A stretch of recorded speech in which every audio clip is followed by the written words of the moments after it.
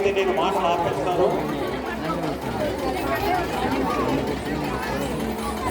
కూచిపూడి యొక్క గొప్పతనం ఆ 4 అక్షరాలలోనే ఇమిడి ఉంది.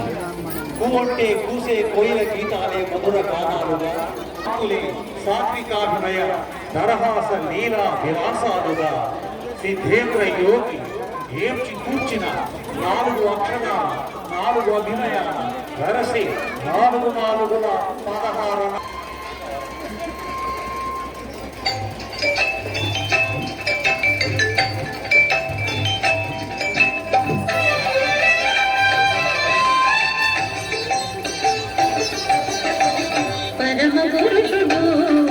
గోపాల బాలుడైనాడు